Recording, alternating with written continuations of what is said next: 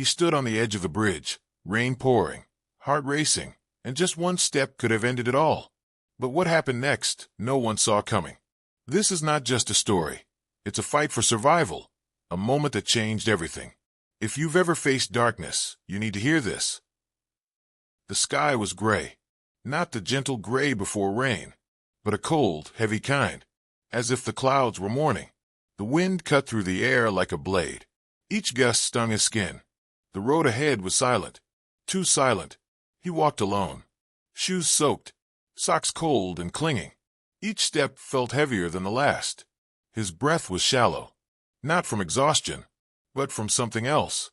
A weight pressing down on his chest. The world around him looked unfamiliar. Trees twisted like they were whispering secrets. Streetlights flickered, buzzing faintly. Even the shadows seemed to move. He had lost everything. Job, trust, direction, and most of all, hope. He reached the bridge, the one that overlooked the river.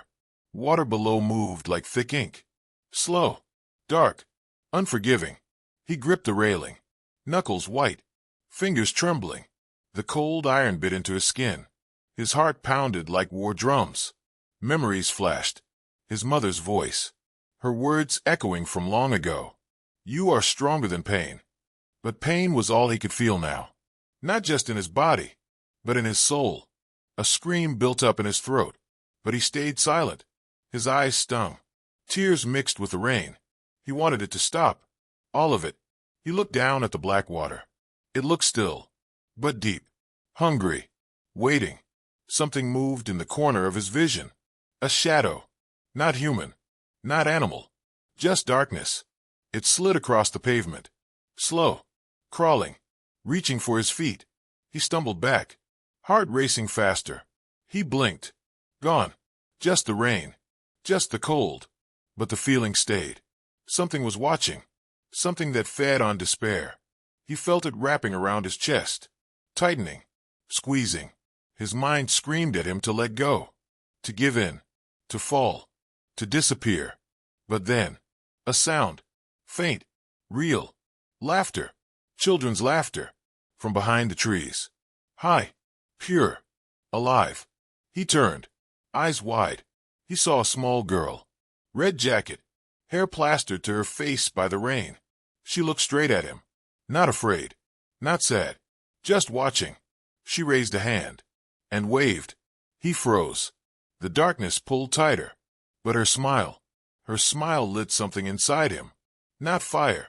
Not heat. But a flicker. A whisper of strength. His fingers loosened on the railing. He took one step back. Then another. The shadow hissed. It hated hope. It hated light. But he did not care. He looked up at the sky. Still gray. Still weeping. But something had changed. Something inside him had cracked open. Not broken. Opened. And through that opening, a voice returned. A voice not from his past, but from within. Softer than thunder. Stronger than steel. You are not done. You are still here. You still matter. He turned away from the edge. Face soaked. Heart pounding. But standing. Still standing. The cold did not matter anymore. The wind could howl. The shadows could follow. But they would not win. Not today. He walked forward, slowly. Each step echoing louder than the last in his ears. The bridge behind him began to fade into the mist, swallowed by the gray as if it had never existed. But he remembered it. Every inch of it. The cold rail. The way the shadow had slithered near his feet. The sound of the girl's laugh, cutting through the storm, like a lifeline. That moment was carved into his mind, sharp and unforgettable. His hands still shook. His clothes clung to him like second skin. But for the first time in weeks, maybe months, he was not numb. He felt the pain. He felt the fear. But he also felt something else. Something ancient. Something buried. The will to fight. He walked down the wet street. Rain still falling, but softer now. Like the sky was tired. Like it, too, had cried enough. Lights flickered in the distance. Warm. Inviting. He had no idea where he was going. No plan. No destination. Only forward. His shoes squelched with every step. He could feel the blisters forming. His legs ached. But he kept moving. There was a time when he would have collapsed. Let the cold take him. Let the weight crush him. But now he remembered that life was not only made of moments of joy. It was also built from pain, from discomfort, from standing tall when everything inside screamed to fall. He passed shuttered shops, empty bus stops, graffiti-stained walls, each one whispering stories of people who had walked this path before him, people who had suffered, fallen, risen, and now he was one of them. The wind whipped a plastic bag into the air beside him. It spiraled like a ghost, then disappeared into a drain. Everything felt haunted. Everything felt alive. He reached a small park. The trees stood like sentinels, dripping with water, their branches sagging. A bench waited under one of them. Worn, splintered, but solid. He sat. His muscles screamed in relief. His breath fogged in front of him. He watched it dissolve into the night. He looked at his hands. Red, bruised, but not broken. He touched his chest. His heart still beat. Strong, unyielding. He closed his eyes. Tried to listen, to feel. The world around him pulsed with quiet. A dog barked in the distance. A car rumbled down a faraway road. But closer, within, there was a stillness. He breathed into it. Let it grow. Let it hold him. He had not realized how long he had been surviving on fumes, running on empty, smiling when he was dying inside, nodding when all he wanted was to scream. But the scream never came. Only silence. Until tonight. Something had shattered, and in the ruin, he found truth. He was not weak for breaking. He was human, and humans bleed. Humans cry. Humans lose their way. But they also rebuild. He stood again. His body protested. But he moved anyway. A street lamp flickered above him. He looked up. Let the light fall on his face. Let it remind him that even man-made stars can shine through darkness. As he stepped off the grass and back onto the pavement, he thought of others going through the same silent war. People smiling in the daylight and drowning in the dark. He had passed them in crowds, in elevators, at traffic lights, and never known. Now he did. He saw them clearly, because he had become one of them. But he had also stepped back from the edge, from that final silence. And that meant he carried something valuable now. Not just pain, but understanding. Not just sorrow, but strength. He would not waste it. The night stretched on, long and uncertain. But the fear no longer controlled him. The shadow could chase. The cold could bite. But he was no longer alone, because deep inside him was the echo of that laugh. That smile. That single spark that stopped him. That girl might have been real. She might have been memory. She might have been something else entirely. But what mattered was the light she carried. And that light had reached him. He passed a bakery. Closed. But inside, the faint scent of old bread still lingered in the air. The simple smell stirred something warm in him. A memory of home. Of mornings when his mother would bake. When life was simpler. Not easier, but clearer. He missed those days. But he knew he could never go back. Still, he could go forward. And maybe that was the point. Not to return to what was, but to walk through what is, and rise into what could be. He thought of all the nights he had spent staring at his ceiling, counting regrets, begging for numbness, hoping morning would not come. But it had, again and again, and so had he. Even when he hated himself, even when he believed he was worthless, even when he wanted to disappear, something in him kept fighting, kept waiting, kept hoping. And tonight, that something had won, not the whole war, but one battle, a battle that mattered. Because the truth is, there's no shame in falling. There's only shame in forgetting that you can stand again. He stopped walking, looked up. The clouds were parting, just slightly. The moon peeked through, a small silver eye. It watched him, not judging, just witnessing. And for the first time in forever, he felt seen. He raised his chin, took a deep breath, let it fill his lungs like fire, like purpose. And he whispered to the night, I am not done. I am still here. And I will rise. His voice, though quiet, echoed somewhere deep within him. It stirred something old, something fierce, something that had waited in the shadows not to harm him, but to remind him of his strength. The moment passed like a soft gust of wind, brushing through the trees, across his face, and into the distance. But its imprint remained. The words he had spoken were not for the world. They were not for comfort. They were a declaration, a vow, to himself, to the darkness, to the pain that had once owned him. He would no longer be ruled by fear. He would no longer measure his worth by what had been taken from him. He would walk forward, not perfectly, not always confidently, but always forward, because forward was where healing lived, not behind in memories, not buried in regret, but ahead in the unknown. He stepped onto the sidewalk, shoes squelching with each movement, but he no longer cared. The pain in his legs, the chill that clung to his bones, the wetness that soaked through his sleeves, none of it mattered as much as the fire that now burned in his chest. The fire was not ablaze. Not yet, but it flickered with determination. Each step fed it. Each breath gave it shape. He passed a row of shuttered houses, windows dark, porches silent, but behind each door lived a story, a life, a set of struggles and small triumphs. He realized he had never thought of that before.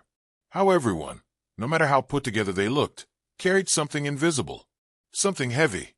He had judged himself harshly for feeling weak, for breaking down, for hiding away. But now he understood. Everyone breaks. Some just learn to build beauty out of the brokenness. He would be one of those people. He would take the shattered parts of himself and carve them into something unrecognizable, something stronger, something honest. He turned the corner and found himself facing a small, weathered church. Its doors were closed, but a faint glow came from one stained glass window. A candle, maybe, or just the moonlight catching the glass. It did not matter. The sight was enough. Enough to remind him that light always found a way through, even through cracks, even through colored glass, especially through the broken parts. He kept moving. The night stretched around him, quiet, but not empty. The city breathed with him. Distant sirens, the hum of traffic, a cat darting across an alley. Life. It was still here, still calling, still waiting. He crossed the street, water splashing up around his ankles. His thoughts moved in rhythm with his steps, not racing like before, but steady, grounded. He thought of the people who had left, some by choice, some by silence, some by fate. He thought of the words they had said, some sharp, some careless, some unforgettable. For so long, he had carried their voices inside him like chains. Each insult, each rejection, each disappointment had wrapped tighter around his ribs. But tonight he realized something. Their voices were not louder than his own. He had just forgotten to listen to himself, forgotten that his voice mattered, that it had power, that it could command a storm or calm it. He stopped in front of a convenience store. Open, fluorescent lights buzzing inside. It was empty, save for a bored clerk behind the counter. He pushed the door open, the bell above it chiming weakly. The clerk glanced up, nodded, and returned to his phone. He walked the aisle slowly, not looking for anything in particular, just being, existing, alive. He picked up a bottle of water and a sandwich. Simple things. But tonight, they felt like treasures. Proof that he had chosen to stay, that he had chosen to live. At the counter, he handed over a few crumpled bills. The clerk bagged the items, still barely looking up. But as he turned to leave, something strange happened. The clerk spoke. Rough night. The words hit harder than expected. He paused, nodded once. Yeah. The clerk offered a small smile. Still here, though. It was not much, but it was everything. He walked back outside, the bell ringing behind him. He stood beneath the awning, unwrapping the sandwich. Took a bite, chewed slowly, let the warmth settle in his belly. He washed it down with a sip of water. It tasted like survival, like a promise kept. He sat on the curb, bag beside him. A few cars passed. A man on a bicycle. A woman walking her dog in a yellow raincoat. All of them living. And so was he.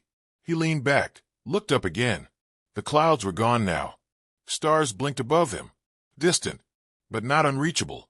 He remembered something he had read once. That stars are not just beautiful. They are also survivors.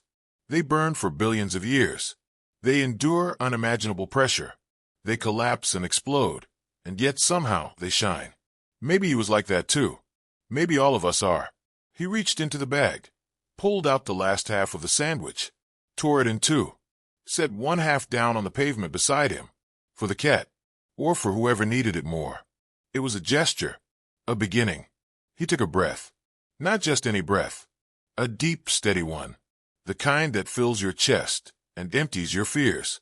The kind that says, I am still in this. The kind that means everything when you have come so close to losing everything. He stood once more, tossed the wrapper, shouldered the bag, and walked. This time not to escape, not to disappear, but to continue, to reclaim, to rebuild. He was not walking toward a finish line. He was not looking for a perfect ending. He was walking because moving was living, because every step said, I choose to be here. And that choice, that one simple choice, was more powerful than the darkness had ever been. The night began to fade, not with noise, not with fanfare, but with a quiet shift, the kind you feel before you see. A softening of shadows, a whisper of light on the horizon. Dawn was coming, and so was he. For the first time in a long time, he welcomed the morning. Not because everything was suddenly fixed, not because the pain had vanished, but because he had changed. He had faced the dark, stood on the edge, felt the weight of giving up, and still, he chose to stay. That choice was his victory. That choice was his power. Because going through tough times does not mean you are weak. It means you are fighting. It means you are trying. And trying, even in silence, even in tears, is bravery. So, if you are in your dark night right now, if the storm is heavy, if your chest feels tight and the world feels far, remember this. You are not alone. You are not broken. You are becoming someone deeper, stronger, wiser, not in spite of the pain, but because of it. And one day, you will stand in the light again, and someone lost in their own storm will look at you and see hope, and you will be the spark, just like that little girl was for him. So keep walking, even if it is slow, even if it hurts, because forward is where healing lives, and forward is where you belong.